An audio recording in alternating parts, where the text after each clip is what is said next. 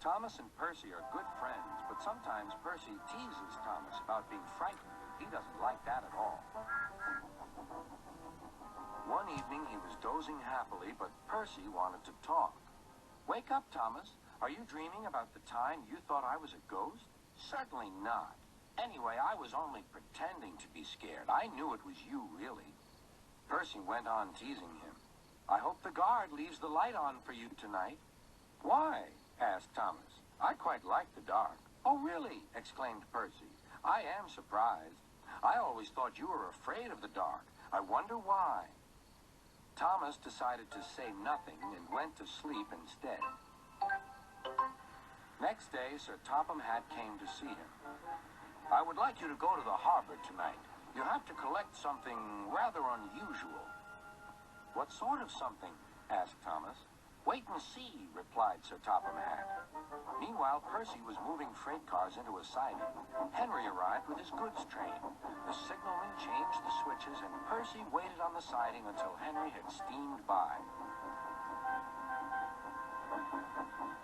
Then there was trouble. "The switches are jammed," called the signalman. "I can't switch them back for Percy. The workmen will have to mend them in the morning. It's too late now." Said Percy's driver. "I'm sorry, Percy, but you'll have to stay here for the night." "Where are you going?" asked Percy. "Home for tea," replied the fireman. Percy was speechless. He watched as the other engines went home to the shed. Nighttime came, and Percy began to feel very lonely. "Oh, dear," he murmured. "It's very dark." Oh, what's that?" It was only an owl, but Percy didn't realize this. "Oh, I wish Thomas were here too," he sighed. Thomas was waiting for his mysterious load at the harbor. Suddenly, there it was.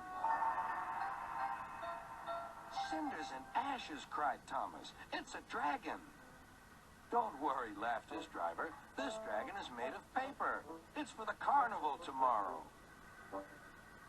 Workmen lifted the dragon onto Thomas's low loader and put lights all around it for protection. Then Thomas set off into the misty night.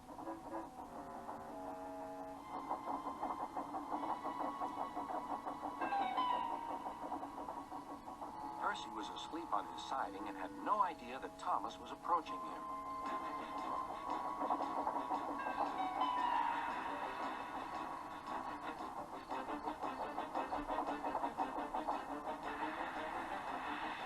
Percy woke up with a start.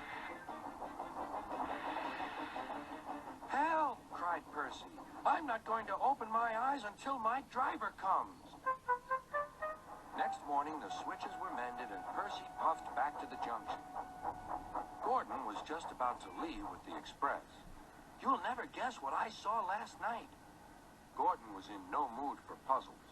"I'm a busy engine. I don't have time for your games." "I've seen a huge dragon. It was covered in lights." Gordon snorted. "You've been in the sun too long. Your dome has cracked." When the other engines heard the news, they laughed too. "Look out, Percy," chuckled James, "or the dragon may gobble you up." "No one believes me," huffed Percy. Maybe I did imagine the dragon after all.